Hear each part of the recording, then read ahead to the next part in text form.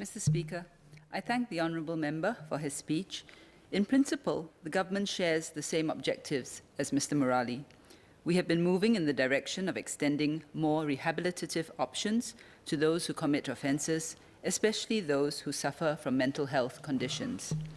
The Community-Based Sentencing, or CBS scheme, was introduced in the Criminal Procedure Code, CPC, in 2010 to harness the resources of the community in rehabilitating offenders. Let me just highlight two schemes.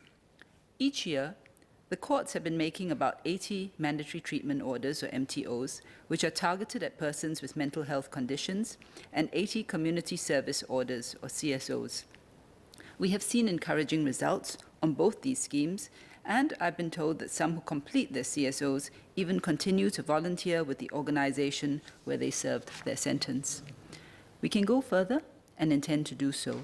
In fact, one key plank of the Ministry of Law's proposed amendments to the CPC is to expand the CBS scheme. For offenders with mental health conditions in particular, we're proposing to expand the range of offences that are eligible for MTOs. However, we must take a balanced approach. Not all cases are suitable for community-based sentencing. Some crimes may be too serious, and it would not serve the justice system well to allow offenders to be on the CBS regime. Some offenders may not benefit from CBS. Hence, the regime has to be carefully calibrated. We will need to draw a line somewhere, even if that means that some will fall outside the regime. Nevertheless, we will continue to progressively examine the eligibility requirements and extend the line where appropriate. This brings me to Mr. Murali's point relating to the availability of CBS for offences with mandatory minimum or specified minimum sentences. One area where we think the line should be drawn is where mandatory minimum sentences are concerned. Such sentences are only prescribed for very serious offences. Justice would not be served by imposing CBS for such offences. However, we are prepared to explore whether eligibility for CBS can be extended to offences with specified minimum sentences, which are prescribed for relatively less serious offences. Stakeholders we consulted had generally supported the continued exclusion of such offences, but we will relook the legislation and seriously consider whether CBS can be extended to these offences. Mr. Murali's other point relates to the availability of treatment for offenders whose mental health conditions have been clinically assessed as being not susceptible to treatment. There are good reasons why these offenders are not given MTOs.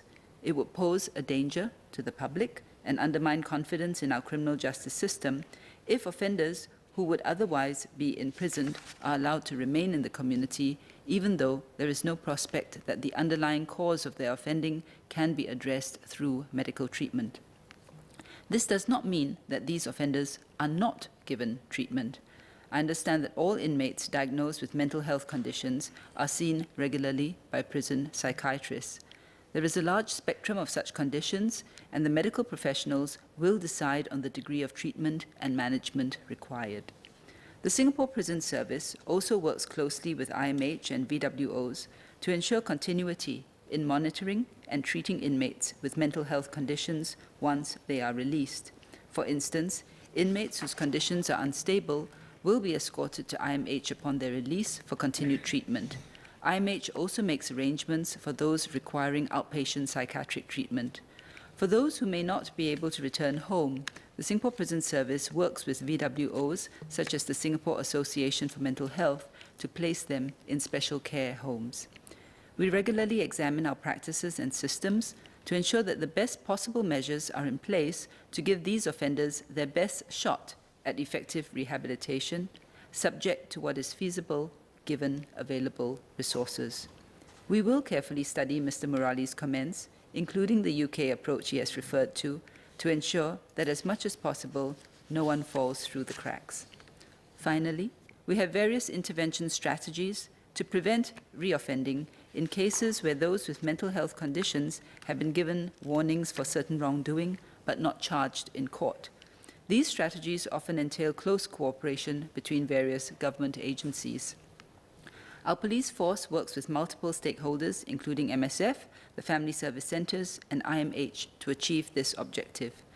Where an investigation officer assesses that there are relevant issues through the course of investigation, such as underlying mental or socio-familial issues, a referral will be made to the appropriate agency for their follow-up. The Community Policing Unit also engages community groups regularly. Where appropriate, they are able to render support to reduce reoffending. There are also a number of programs available to persons with mental health conditions who are at risk of committing offences. For example, IMH's Response, Early Intervention, Assessment in Community Mental Health Teams, or REACH in short, have been working with school counsellors to assist students with psychological, emotional, and behavioural problems, including students with addictions. Interventions are provided within the student's school or, if necessary, at the IMH Child Guidance Clinic or CGC. Children and youth who have committed offences and are suspected to have underlying mental health conditions may be referred from the police or MSF to IMH's Forensic Rehabilitation, Intervention, Evaluation and Network Development Service team, or FRIENDS in short. The FRIENDS team will provide assessment and treatment, including group therapy and group visits, and work with community resources to support these youths. To conclude, the government will continue to identify and address any gaps in the support structures available for those with mental health conditions, but this cannot replace support from the community. The key to prevent reoffending often lies in the person regularly receiving treatment, including taking his or her medication. For this, there is no substitute for community support, and I hope that family and friends, VWOs and other community leaders can continue to work together to support the rehabilitation of these persons.